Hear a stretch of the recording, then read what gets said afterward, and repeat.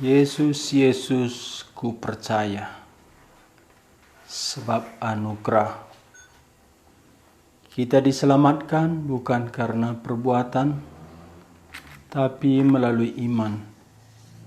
Bukan karena Taurat, tapi oleh kasih karunia, oleh anugerah Allah di dalam Yesus Kristus Tuhan kita. Malam ini kita kembali mendengar apa yang Tuhan anugerahkan bagi kita melalui iman oleh kasih karunia di dalam pembenaran, di mana Yesus Kristus yang mati karena pelanggaran kita dan bangkit untuk pembenaran kita. Mari kita berdoa mohon anugerah Tuhan. Bapa Surgawi, tak henti-hentinya kami bersyukur kepadamu. Tidak ada yang lain, hanya Engkaulah kerinduan jiwa kami. Dunia tidak sanggup memuaskan kami. Dunia membawa kami jatuh ke dalam dosa, melarat, miskin secara rohani. Dan suatu hari kami dibuang jauh dari hadapan Allah. Tetapi Engkau mengasihi kami, Engkau mengutus putramu yang tunggal, Engkau mencari kami, memanggil kami, dan memberikan keselamatan bagi setiap kami beriman kepada anak-Mu Yesus Kristus. Tuhan, malam ini kami sadar tanpa belas kasihan Tuhan, kami tidak mendapat apa-apa. Mohon belas kasihan Tuhan turun atas kami, melampaui semua keadaan kami, biarlah Tuhan beranugerah. Siapkan hati dan telinga pendengaran kami, buka mata rohani kami. Mendekatlah ya Tuhan kepada kami oleh Roh Kudus-Mu, melalui firman-Mu yang kami dengar. Juga hamba-Mu kami kembali menyerahkan dia ke dalam tangan belas kasihan Kristus. Oh Tuhan Yesus, bawalah hamba-Mu bersama Engkau tersalib di Kalvari. Urapi dia oleh Roh Kudus-Mu, bungkus dengan darah-Mu. Biarlah kami beroleh cinta kasih-Mu yang sejati, cinta yang kekal, yang nyata di atas Kalvari. Berkati kami malam ini, dan semua musuh kebenaran, setan iblis jauh daripada kami. Betul-betul cinta kasih-Mu turun kepada kami, nama Tuhan dimuliakan. Sekali lagi lingkungan kami yang kurang mendukung, kami serahkan ke dalam tangan Tuhan. Tuhan pelihara hamba-Mu supaya jangan terganggu ketika mengabarkan firman-Mu. Biarlah Engkau memelihara hati pikiran dia dengan damai sejahtera Kristus. Terima kasih Bapa di surga, dalam nama Tuhan Yesus kami bersyukur, kami memohon. Amin. Bapak, Ibu, Saudara sekalian, malam ini kita tiba pada Roma pasal 5. Kita membuka Alkitab kita, Roma pasal 5. Kita baca dari ayat 1 sampai ayat 11. LAI, Lembaga Alkitab Indonesia, membuat judul dalam Alkitab kita, Hasil Pembenaran. Saya buat temanya dalam brosur kita, berkat-berkat dari pembenaran. Karena saya melihat berkat di dalam pembenaran tidak mungkin tidak turun atas kita. Saya tidak tahu apa yang timbul dalam pikiran kita ketika kita berkata berkat. Hari ini berkat sudah dibatasi dengan materi, dengan keadaan. Padahal berkat-berkat yang diberitakan para rasul melampaui itu. Berkat-berkat dalam Yesus Kristus lebih daripada itu. Berkat-berkat perjanjian baru tidak lagi tergantung dalam situasi keadaan, tapi tergantung anugerah Allah dalam hal-hal yang melampaui materi. Kita coba melihat dan mendengar apa berkat-berkat di dalam pembenaran ketika kita dibenarkan melalui iman oleh kasih karunia Allah. Saya baca Roma pasal 5 ayat 1 sampai 11. Demikian kata Rasul Paulus ayat 1. Sebab itu kita yang dibenarkan karena iman, kita hidup dalam damai sejahtera dengan Allah oleh karena Tuhan kita Yesus Kristus. Oleh Dia kita juga beroleh jalan masuk oleh iman kepada kasih karunia ini. Di dalam kasih karunia ini kita berdiri dan kita bermegah dalam pengharapan akan menerima kemuliaan Allah. Dan bukan hanya itu saja, kita malah bermegah juga dalam kesengsaraan kita, karena kita tahu bahwa kesengsaraan itu menimbulkan ketekunan, dan ketekunan menimbulkan tahan uji, dan tahan uji menimbulkan pengharapan. Ayat 5. Dan pengharapan tidak mengecewakan, karena kasih Allah telah dicurahkan di dalam hati kita oleh Roh Kudus yang telah dikaruniakan kepada kita. Karena waktu kita masih lemah, Kristus telah mati untuk kita orang-orang durhaka pada waktu yang ditentukan oleh Allah. Sebab tidak mudah seorang mau mati untuk orang yang benar, tetapi mungkin untuk orang yang baik ada orang yang berani mati. Akan tetapi Allah menunjukkan kasih-Nya kepada kita oleh karena Kristus telah mati untuk kita ketika kita masih berdosa. Lebih-lebih karena kita sekarang telah dibenarkan oleh darah-Nya, kita pasti akan diselamatkan dari murka Allah.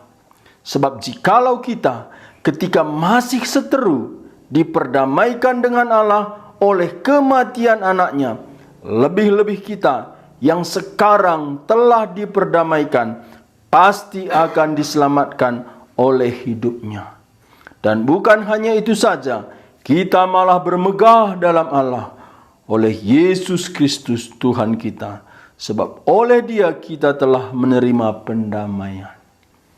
Yeremia pasal 9 dikatakan, janganlah orang pintar bermegah karena kepintarannya. Janganlah orang kaya bermegah karena kekayaannya. Tetapi jikalau ada orang yang bermegah, biarlah dia bermegah karena mereka mengenal aku, karena aku mempunyai kasih karunia. Kasih karunia tak mungkin kita tidak bermegah dalam Allah. Kasih karunia tak mungkin kita tidak memuliakan Allah. Inilah berita Injil. Kasih karunia di dalam Yesus Kristus kita boleh terima melalui iman. Dan di sini kemegahan itu tak mungkin diganggu apapun. Bahkan dalam kesengsaraan pun ada kemegahan. Karena kita beroleh kasih karunia di dalam kematian dan kebangkitan Yesus Kristus. Tidak ada berkat yang melampaui berkat di dalam pembenaran oleh Yesus Kristus yang mati dan bangkit bagi kita. Di sini Rasul Paulus menulis pasal 5 ayat 1 Roma, sebab itu kita yang dibenarkan, tidak semua orang. Orang yang sudah dibenarkan.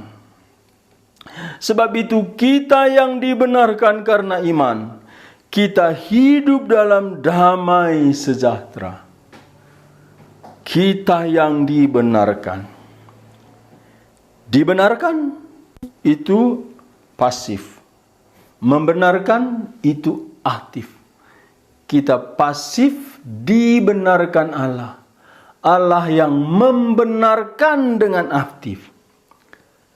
Itulah yang disebut pembenaran. Apa itu pembenaran?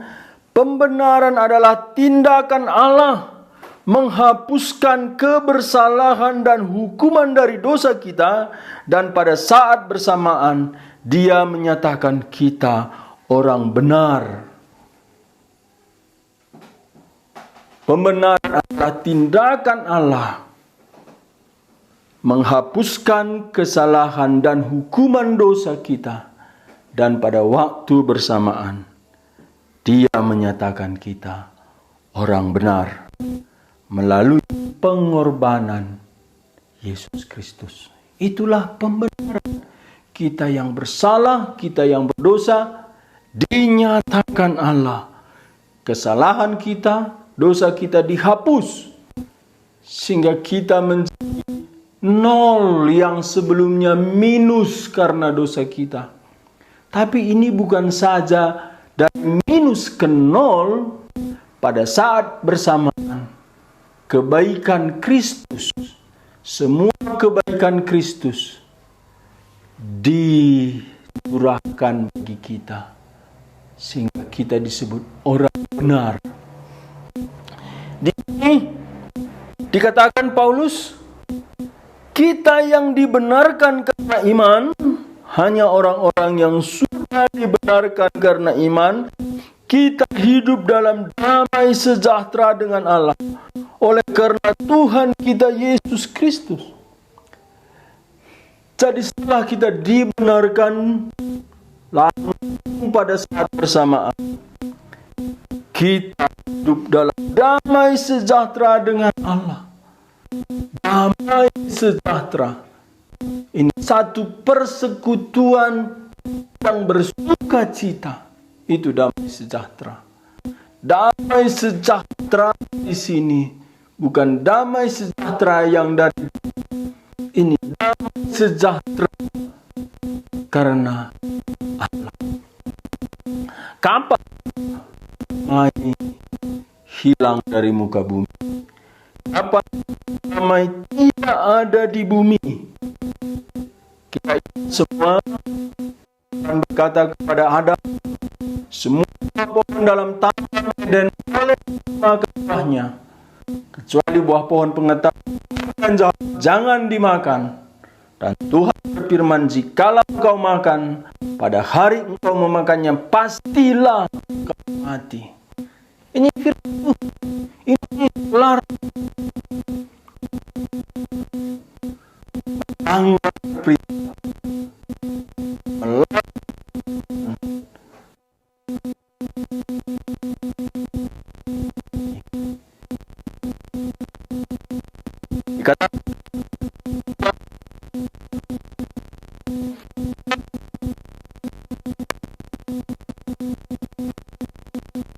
Dikatakan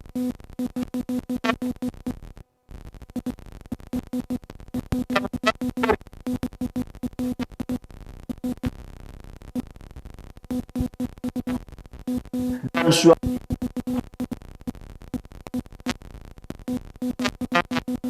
kabar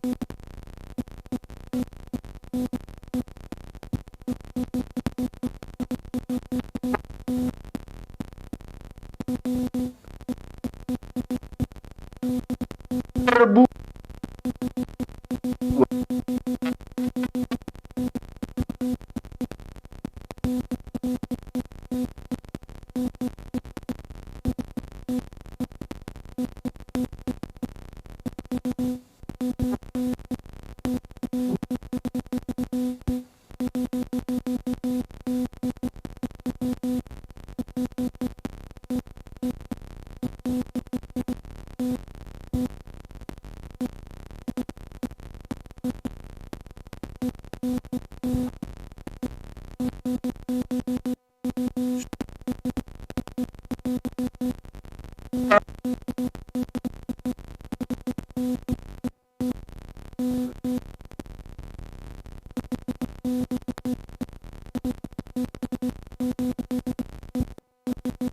mereka.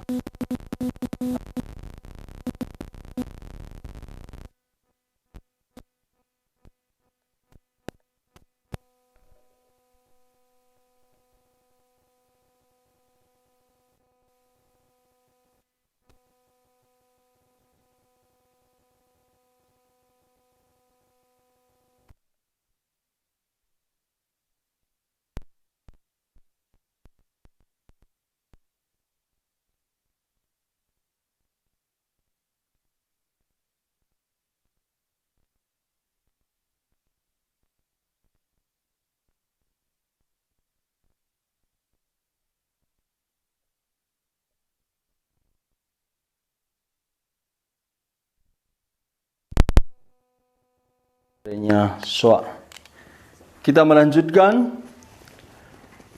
Adam dan Hawa merasa malu. Mereka sadar mereka telanjang karena Allah yang mulia telah meninggalkan mereka. Kalau kita baca selanjutnya, mereka menjadi takut. Inilah awal damai sejahtera hilang dari bumi. Pada saat manusia berdosa, manusia kehilangan kemuliaan Allah. Saat itu damai sejahtera meninggalkan manusia.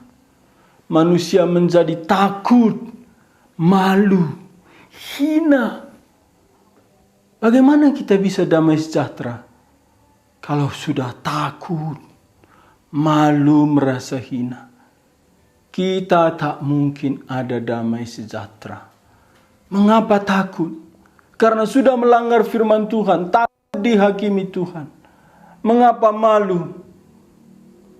Karena nyata kejahatan mereka.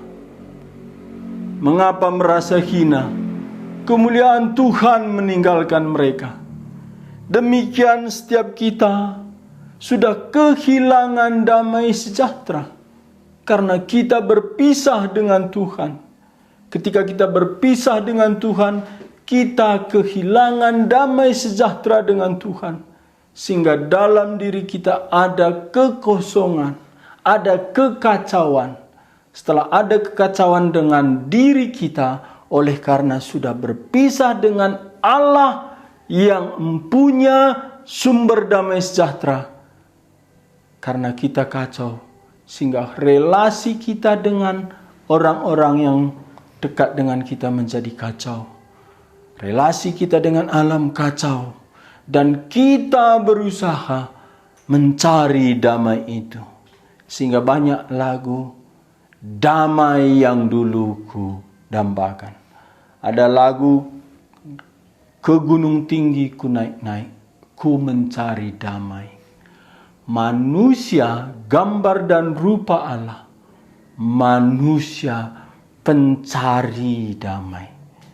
Manusia yang dicipta serupa dengan Allah. Sumber keberadaan kita adalah Allah. Tapi dosa memisahkan kita dengan Allah. Disinilah terjadi kekacauan. Tidak ada damai sejahtera. Sehingga Tuhan mencari kita, memanggil kita dengan menawarkan keselamatan di dalam pribadi anaknya Yesus Kristus. Supaya kita kembali beroleh damai sejahtera. Dunia mencari damai. Ada mencari damai dengan minum minuman keras, main pelacur, pakai narkoba.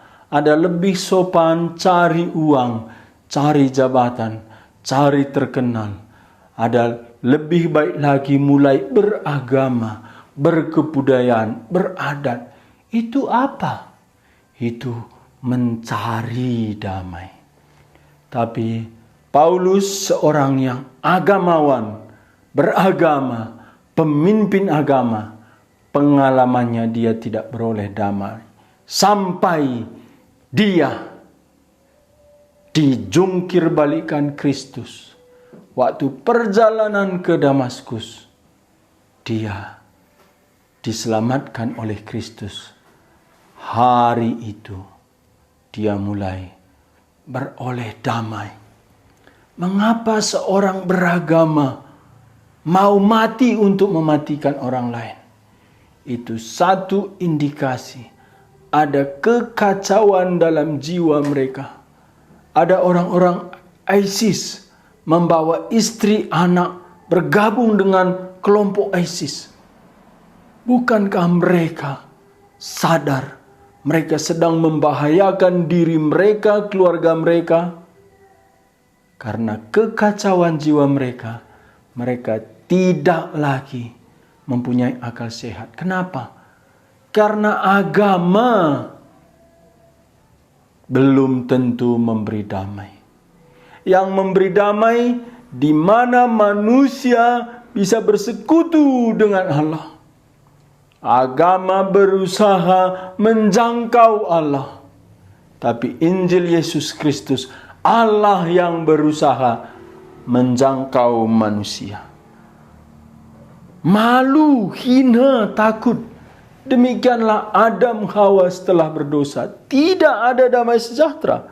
Demikian atas seluruh umat manusia sudah kehilangan damai sejahtera. Dalam Kejadian 3 ayat terakhir ayat 24 dikatakan Ia menghalau manusia itu, Tuhan Allah. Ia menghalau manusia itu, dan di sebelah timur Taman Eden ditempatkannya lah beberapa kerub, pedang yang menyala-nyala dan menyambar-nyambar untuk menjaga jalan ke pohon kehidupan. Tuhan Allah mengusir manusia. Artinya manusia karena sudah berdosa tidak bisa dekat-dekat bersekutu dengan Allah. Dan perjanjian baru menyebut bahwa kita yang memusuhi Allah, bukan Allah yang memusuhi kita. Kita yang memusuhi Allah melalui dosa dan kejahatan kita, sehingga kita tidak ada damai sejahtera. Semua dosa membuat hati kita kacau. Semua dosa membuat kita tidak ada damai sejahtera. Orang yang bohong tidak mungkin tenang. Orang yang membenci tidak mungkin ada damai sejahtera. Orang yang mengkhianat, selingkuh, tidak setia, tak mungkin ada damai sejahtera. Berapa tahun lalu ada berita di Australia, seorang yang membunuh istrinya dikubur di dalam rumahnya, dipasang kembali keramik. Dia menikah lagi 15 tahun kemudian. Dia datang ke kantor polisi. Padahal dia seorang pekerja gereja. Dia sudah menikah lagi. Tapi pagi-pagi dia lari ke kantor polisi. Akulah yang membunuh istriku. Istri keduanya tidak tahu. Dan dia membela suaminya. Tak mungkin Pak, Bapak seorang penatua. Suaminya itu berkata, saya membunuh istri saya pertama, bongkarlah ruang tamu. Polisi membongkar, dia mendapati tulang-tulang. Selama 15 tahun, dia tidak ada damai sejahtera. Dia berkata, satu hari saya tidak pernah lupa perbuatan saya. Pagi ini saya tidak bisa menahan lagi. Saya tak mungkin hidup seperti ini. Saya terus dikejar bayang-bayangan istri saya. Saya mengaku dosa. Setiap kita, apa yang pernah kita perbuat, apa yang ada dalam pikiran kita, kalau itu melanggar firman Tuhan, melanggar kekudusan Tuhan, kita tidak ada damai sejahtera. Inilah yang dimaksud Paulus. Kita beroleh damai sejahtera ketika kita dibenarkan. Dibenarkan, dosa kejahatan dihapuskan. Kejahatan tidak dihitung. Hukuman dosa dibatalkan. Kebenaran Kristus tiba kepada kita. Disinilah damai sejahtera. Paulus berkata dalam Kolose 1 ayat 21. Juga kamu yang dahulu hidup jauh dari Allah dan yang memusuhinya dalam hati dan pikiran seperti nyata dari perbuatanmu yang jahat. Paulus menulis surat kepada orang-orang di Kolose. Juga kamu, Kolose 1 ayat 21. Juga kamu yang dahulu hidup jauh dari Allah dan yang memusuhinya.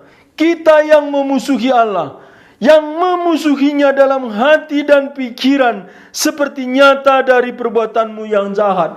Paulus berkata, engkau memusuhi Allah dalam hati dan pikiranmu seperti nyata dari perbuatanmu yang jahat. Perbuatan kita itu hanya aplikasi penyataan hati kita. Tapi Tuhan Allah sudah kita hina, kita musuhi ketika hati kita tidak berkenan kepada Dia. Ketika hati dan pikiran kita melawan kehendak Allah, saat itu kita memusuhinya dan kita menyatakan itu melalui perbuatan. Mengapa orang berani memperkosa? Karena itu sudah dalam pikirannya, hatinya. Mengapa orang membunuh? Karena itu dalam pikiran dan hatinya.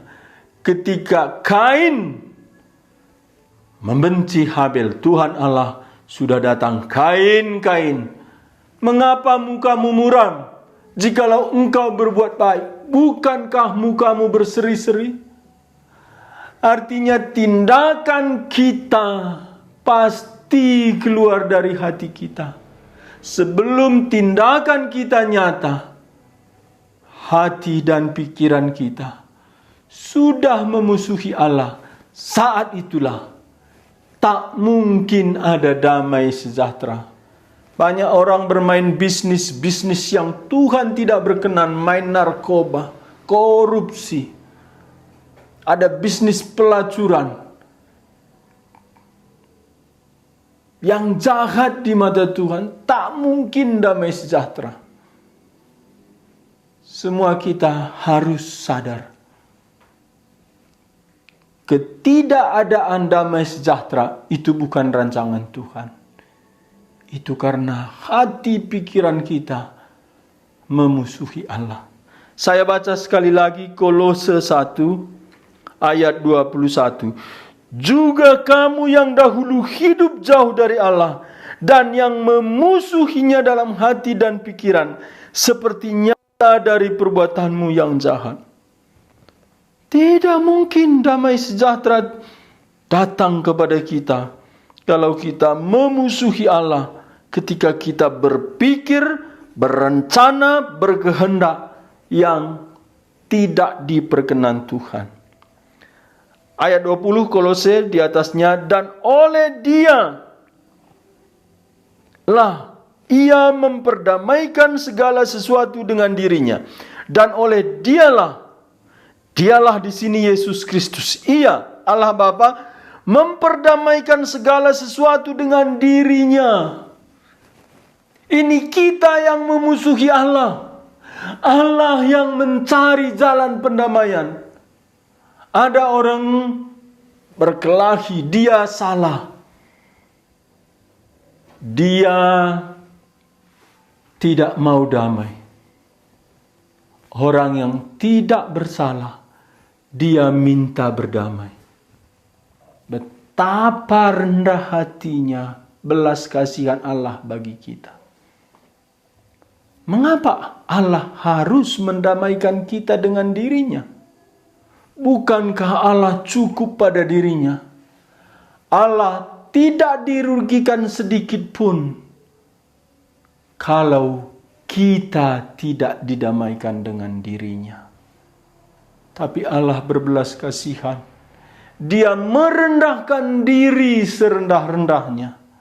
Dia menjadi manusia. Dia hidup sebagai hamba yang taat sampai mati di salib. Cuman satu, memanggil kita untuk berdamai dengan dirinya. Demikian Rasul Paulus Kolose 1 ayat 20, dan oleh Dialah, oleh Yesus Kristuslah, Ia Allah Bapa memperdamaikan segala sesuatu dengan dirinya, baik yang ada di bumi maupun yang ada di sorga, sesudah Ia mengadakan pendamaian oleh darah salib Kristus. Oleh darah salib Kristus. Darah itu lambang kehidupan. Pencurahan darah itu menyatakan kematian. Salib itu hina. Demi untuk mendamaikan kita dengan Allah Bapa. Anaknya yang tunggal harus dimatikan dengan cara paling hina. Paulus berkata dalam surat Galatia pasal 4, ada tertulis, terkutuklah orang yang tergantung di atas salib. Sehingga hari Sabat tidak bisa ada orang di atas salib. Karena itu satu kutukan yang besar. Mati di salib itu mati paling terkutuk. Dan di sanalah darah Kristus dicurahkan. Sehingga Kolose 20 dikatakan, sesudah ia mengadakan pendamaian oleh darah salib Kristus. Kalau domba di perjanjian lama disembelih, itu masih lebih baik daripada dipaku di atas salib. Dan di atas salib Yesus dicopot pakaiannya. Itu memalukan sekali. Dan Kristus disalib di Golgota, itu jalan umum dekat ke kota Yerusalem, ke Bait Allah. Itu bukan tempat tersembunyi. Semua orang lewat lalu lalang menghina dia, karena dia seperti tidak ada yang mengasihi dia. Dia telanjang. Saya pernah satu kali melihat ada satu lukisan berani melukis Yesus disalib telanjang. Pelukis itu punya alasan. Jubahnya dicopot, bajunya dicopot. Itu hina sekali. Tapi kenapa harus demikian? Karena kehinaan kita, keberdosaan kita. Kolose 1 ayat 22, sekarang diperdamaikannya di dalam tubuh jasmani Kristus oleh kematiannya, untuk menempatkan kamu kudus dan tak bercela dan tak bercacat di hadapannya. Inilah damai yang sesungguhnya dibutuhkan setiap kita. Bukan dari barang-barang materi, bukan dari pujian orang, bukan dari segala sesuatu yang kita miliki. Mengapa orang yang punya segala sesuatu mati bunuh diri? Saya kagum itu dengan Elvis Presley. Tapi dia mati karena terlalu banyak mengkonsumsi obat bius. Demikian pada zaman yang sama Marilyn Monroe. Semua orang mengagumi dia, bahkan Presiden Kennedy pun tergila-gila terhadap dia. Mati menggenaskan karena overdosis konsumsi narkoba. Demikian tidak ada damai. Mengapa artis-artis Korea tiap tahun ada yang bunuh diri? Saya sering berkata kepada anak-anak pelajar, kalian kagum terhadap artis-artis Korea, tahu tidak? Tiap tahun ada artis-artis Korea bunuh diri.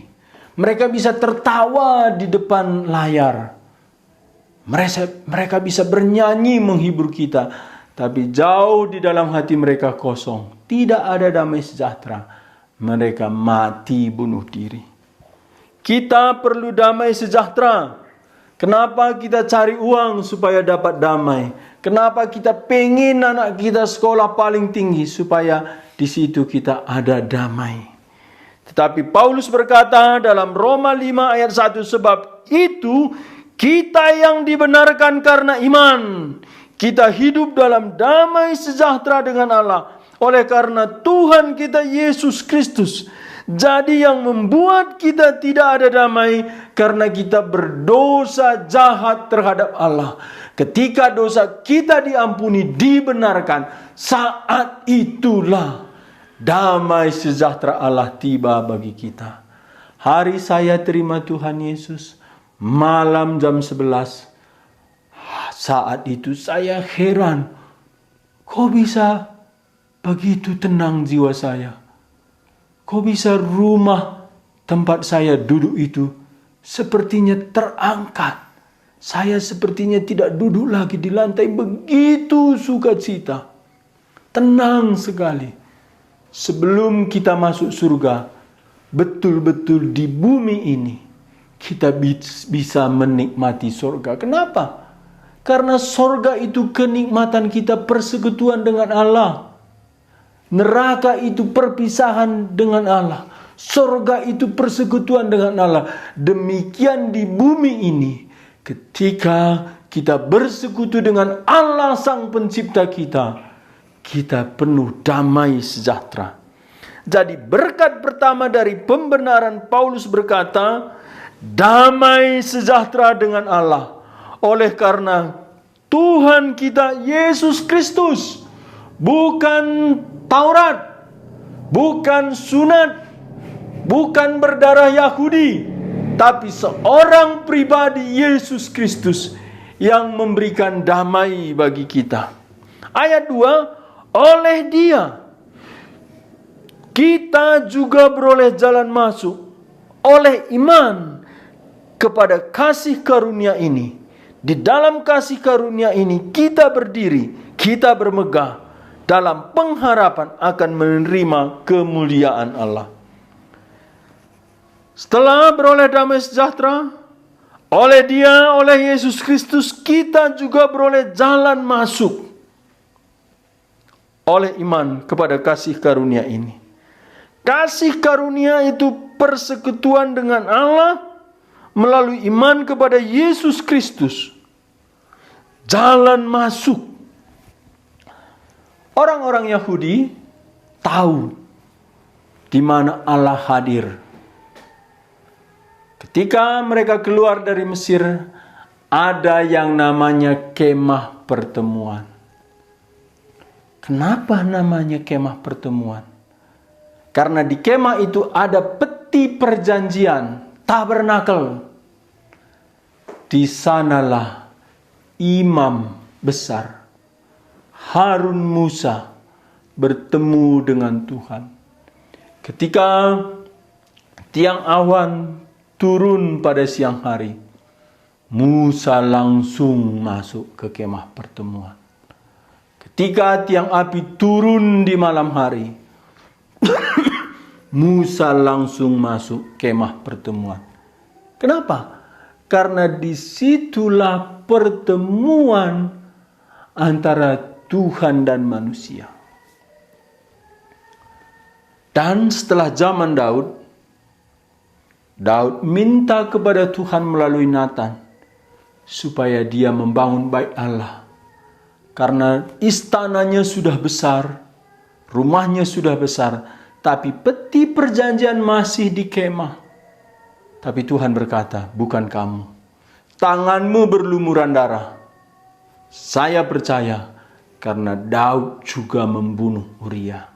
Tapi Tuhan berkenan kepada Daud. Dia mengizinkan anakmu lah yang membangun bait bagiku. Lalu di bait Allah itu ada namanya Ruang Maha Kudus. Ruang Maha Kudus, ada tempat orang-orang Yahudi laki-laki, ada orang-orang Yahudi perempuan. Dan baru di luar gedung itu, orang-orang yang tidak bersunat. Di tempat paling depan disebut Ruang Maha Kudus.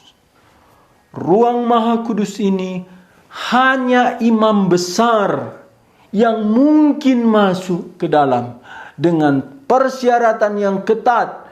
Mereka harus menjaga kekudusan, harus membersihkan diri, pakai pakaian imam. Ada batu-batu Taurat di dada, ada lonceng dan rantai di kaki. Dan mereka harus membawa darah lembu ke dalam Ruang Maha Kudus. Kakinya dipasang lonceng dan rantai. Kenapa? Kalau dia jalan waktu mempersembahkan darah lembu, terdengar suara lonceng. Teng, teng, teng. Tapi kalau sudah senyap, mungkin dia tidak berkenan, tidak kudus, tidak tahir. Allah mematikan dia di Ruang Maha Kudus. Sehingga perlu rantai. Kenapa? Kalau tidak ada rantai, siapa yang berani jemput mayatnya ke dalam? Kalau ada orang berani jemput mayatnya, dia mati juga. Demikian waktu Daud membawa peti perjanjian naik kereta lembu. Ada seorang bernama Kusa mau menolong peti perjanjian. Dia sentuh langsung mati. Ini menyatakan kekudusan Allah. Jadi Paulus di sini kita juga beroleh masuk. Ini mantap, masuk. Bahasa Inggris access. Akses gitu. Ada akses. Masuk. Masuk untuk apa? Bersekutu dengan Allah. Jadi tanpa pengorbanan Kristus tidak ada jalan bersekutu dengan Allah. Bahkan pengorbanan menurut hukum Taurat sendiri pun tidak mungkin membawa kita bersekutu dengan Allah. Kita mengingat Keluaran 19. Apa itu isinya Keluaran 19? Musa di atas gunung Sinai.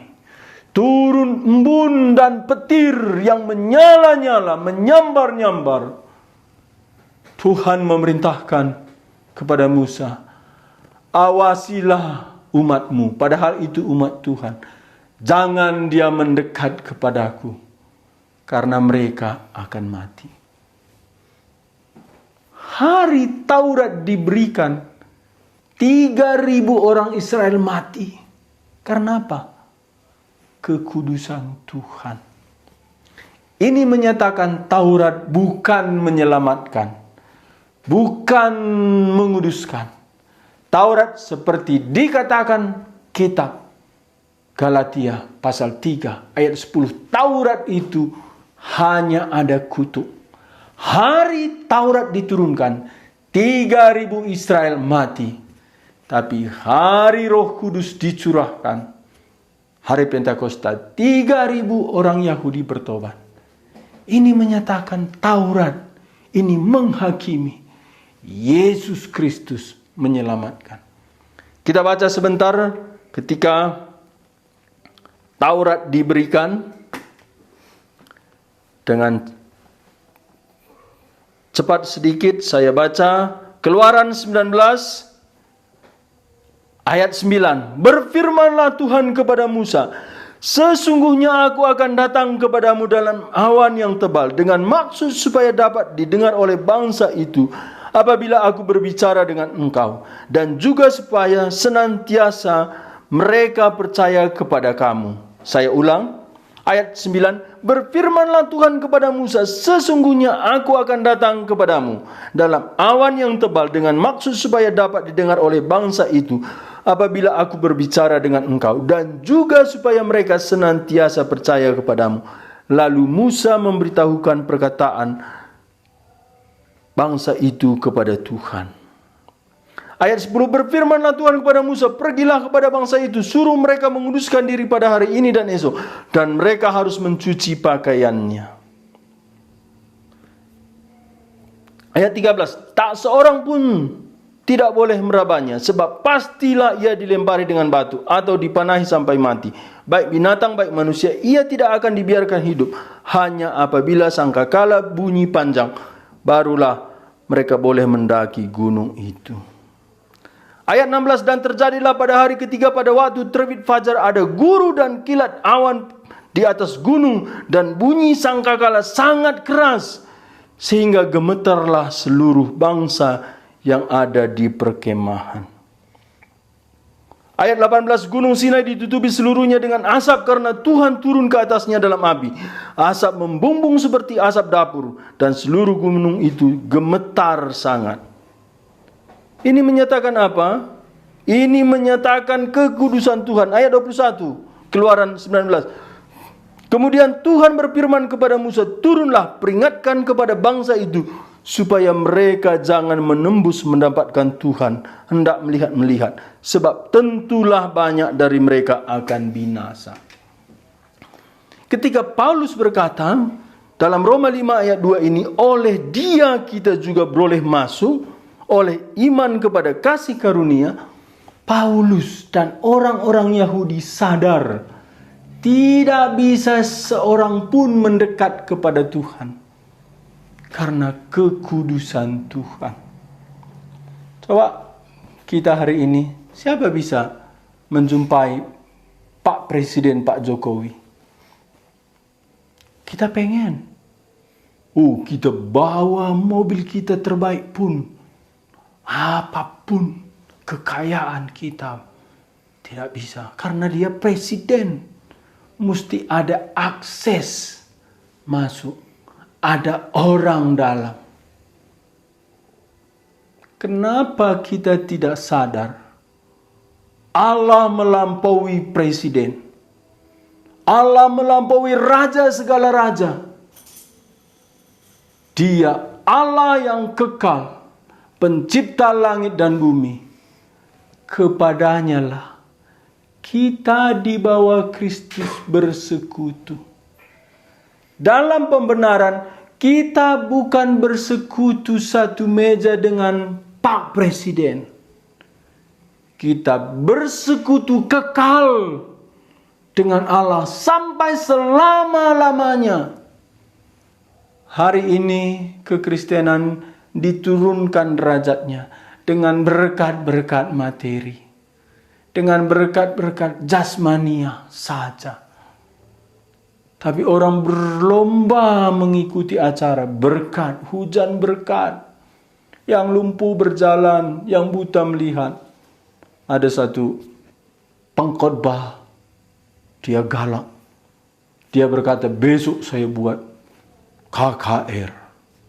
Yang lumpuh melihat, yang buta berjalan. Memang yang lumpuh bisa melihat. Kenapa? Karena dia sadar kekristenan diturunkan derajatnya.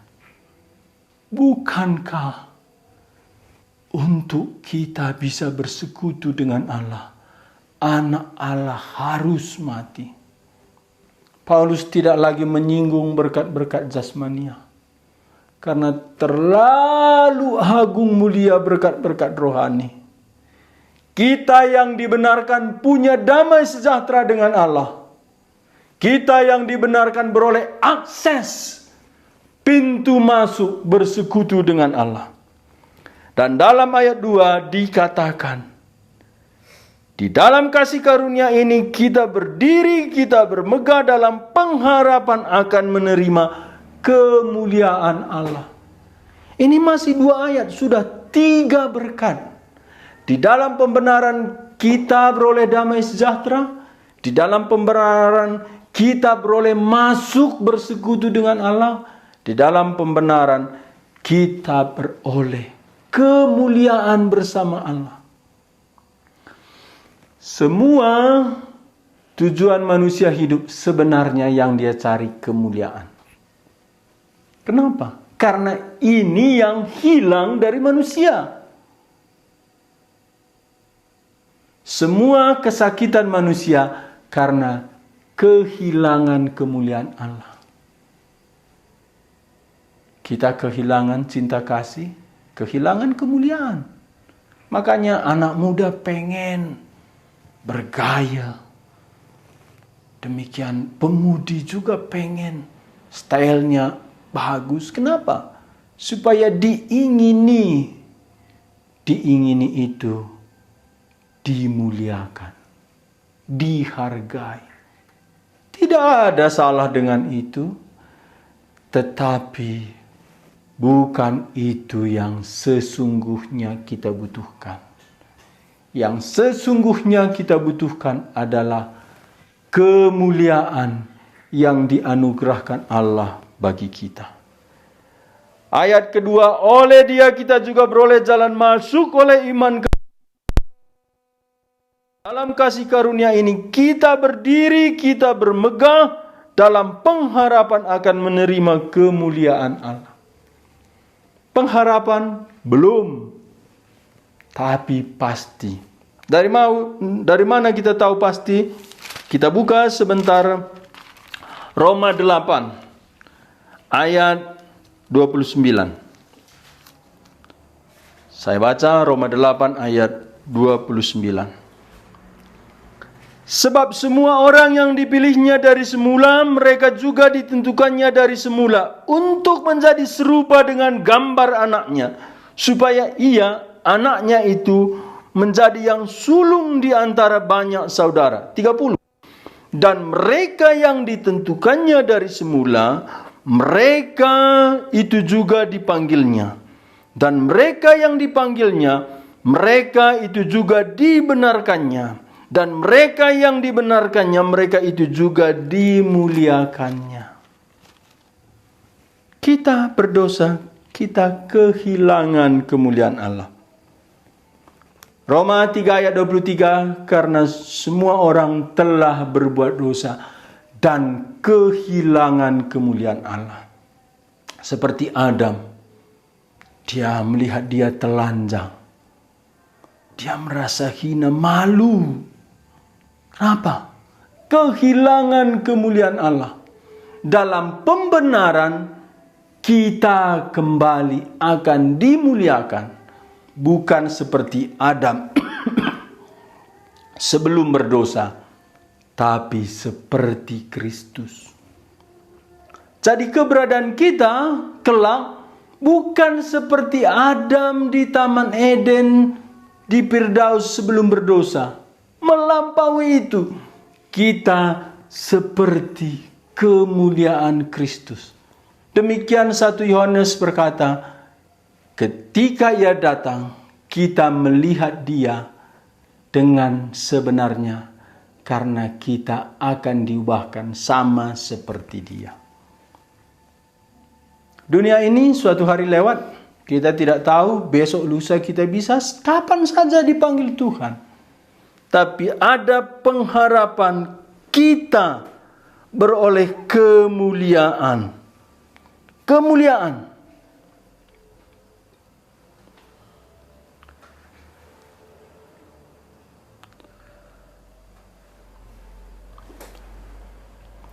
Saya baca Roma 8 ayat 17. Dan jika kita adalah anak, maka kita juga adalah ahli waris. Maksudnya orang-orang yang berhak menerima janji-janji Allah, yang akan menerimanya bersama-sama dengan Kristus. Ini berkat melampaui berkat yang ada di dunia. Kita juga adalah ahli waris. Maksudnya adalah orang-orang yang berhak menerima janji-janji Allah, yang akan menerimanya bersama-sama dengan Kristus.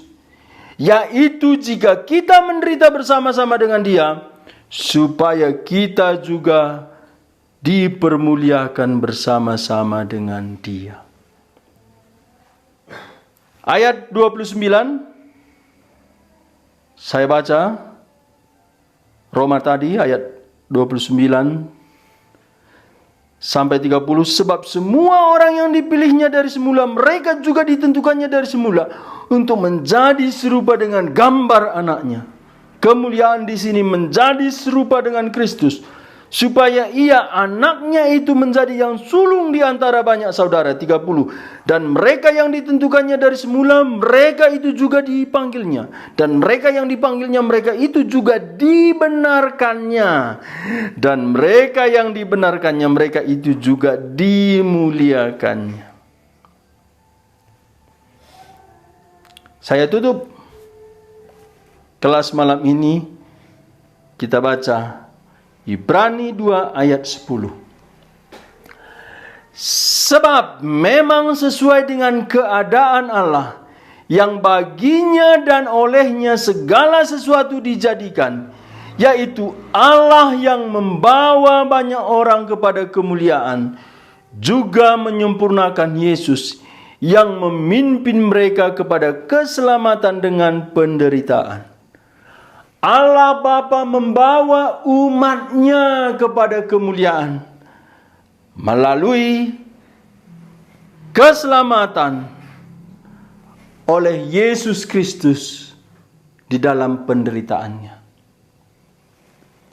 Pembenaran tindakan Allah untuk menghapus kejahatan kita, membatalkan hukuman kita, dan pada saat bersamaan Dia memberikan, mencangkokkan kebenaran Kristus bagi kita.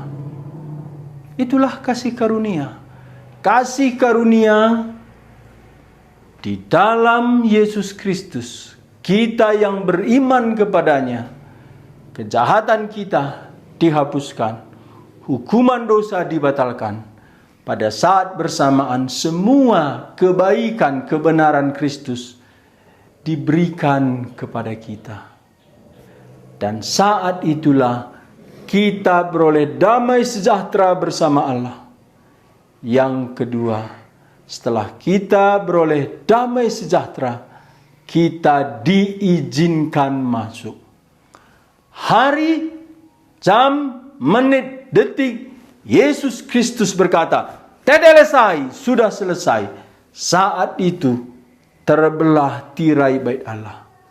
Artinya, pintu persekutuan dengan Allah terbuka melalui kematian Kristus. Tidak ada lagi pemisah. Pintu terbuka. Terangkat gerbang surga. Kita bisa bersekutu dengan Allah karena kematian Yesus Kristus. Dia mati untuk mengganti pelanggaran kita. Dia bangkit untuk memberikan pembenaran bagi kita. Dan suatu hari kita beroleh kemuliaan. Apakah berkat-berkat pembenaran? Damai sejahtera bersama Allah. Kejahatan kita, dosa kita diampuni. Kebenaran Kristus diberikan pada kita. Kita bersekutu dengan Allah, penuh damai sejahtera. Kedua, kita beroleh pintu masuk bersekutu dengan Allah selama-lamanya. Ketiga, kita akan dimuliakan bersama Kristus sebagai ahli waris. Apa yang menjadi bagian Kristus menjadi bagian kita. Mari kita berdoa. Bapa Surgawi, biarlah Roh-Mu yang kudus mengungkapkan bagi kami betapa besar kasih karunia-Mu bagi kami di dalam anak-Mu Yesus Kristus, yang kami tidak peroleh dari Taurat, dari perbuatan kami, tapi kami peroleh melalui anak-Mu Yesus Kristus. Siapa saja yang beriman kepadanya, Engkau membenarkan orang-orang itu. Dan setiap kami yang dibenarkan, kami beroleh damai sejahtera bersama Allah. Dosa kami tidak lagi dituntut. Bayangan perbuatan salah kami tidak mengejar kami lagi. Dan kami beroleh akses masuk dalam kerajaan surga. Dan suatu hari kami akan melihat Kristus sebagaimana Dia adanya. Dan kami menerima warisan bersama Dia, karena kami akan dimuliakan bersama Dia. Terima kasih Bapa di sorga, biarlah Roh Kudus-Mu menerangi hati pikiran kami, menyadarkan kami berkat-berkat-Mu melampaui berkat materi. Biarlah kami bisa menyadari dan bersyukur kepada-Mu. Terima kasih untuk malam ini. Juga kami menyerahkan hidup kami melintasi malam ini. Tuhan menyertai kami. Kami berdoa jikalau ada orang-orang yang mendengar firman-Mu yang sakit, Tuhan tolong, Tuhan sembuhkan. Jikalau ada yang kurang sukacita, Tuhan hiburkan. Jikalau ada yang kami butuh rezeki, tambahkanlah rezeki kami, sehingga kami tidak kekurangan untuk mengikut Tuhan. Terima kasih Bapa di sorga, ini doa kami dalam nama Yesus Kristus yang membenarkan kami melalui kematian dan kebangkitannya.